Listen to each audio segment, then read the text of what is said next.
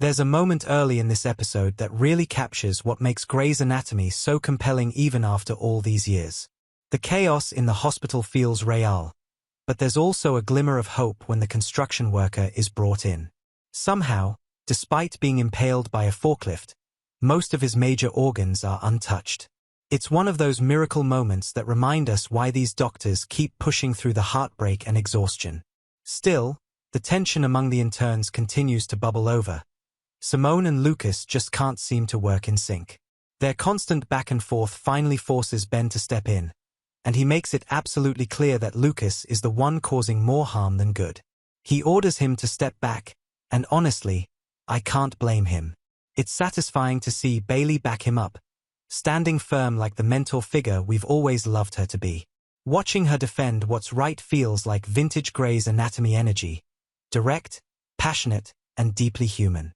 Meanwhile, over in Winston's OR, things take a surprisingly lighter turn. When his resident starts to spiral, Winston pulls rank and forces her to step away from the table, grounding her with one of those calm but firm moments that only he can deliver. She sits down, naming objects to regain her composure, while Winston keeps his focus. And then, in a classic Grey's twist, he discovers that the mass they've been so worried about isn't dangerous at all.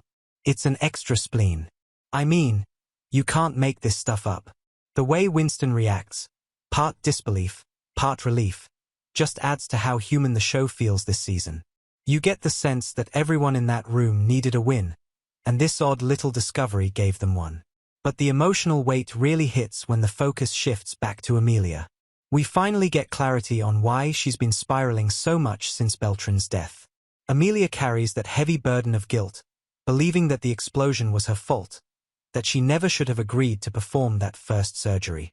It's classic Amelia, always internalizing pain and turning it inward. She's grieving not just for her friend but also for the young girl left in locked-in syndrome, and that's what makes her breakdown so raw. The guilt consumes her, and it's heartbreaking to watch. Then Maggie steps in with a moment of quiet empathy, telling Amelia that if it were her own baby, she wouldn't blame her.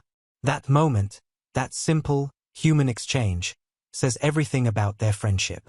And then comes the beautiful bonding scene between the three women. It's emotional, it's messy, and it feels like something the show has been missing for a long time. They've all been through so much, and seeing them share laughter and honesty again feels like a full-circle moment.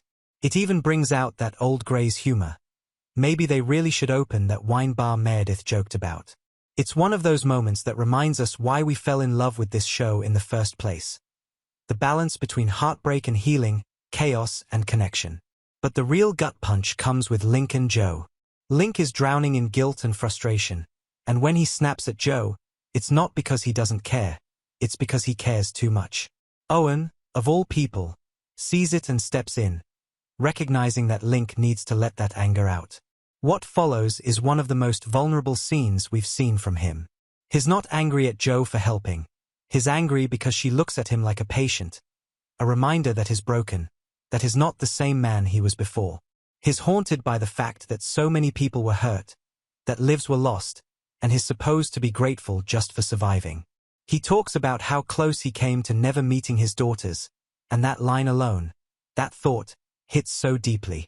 It's not just survivor's guilt, it's existential grief. Link can patch up the wounds, but how do you heal the parts of yourself that no one can see? That's the real question Grey's Anatomy asks here, and it's one that lingers long after the episode ends. Honestly, it's been a while since the show felt this emotionally charged. This episode doesn't just give us drama, it gives us truth. And I want to hear what you think about it. Were you as moved by Joe and Link's breakdown as I was?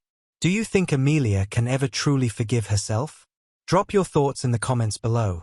I love hearing your takes, especially when it comes to these deep, emotional storylines.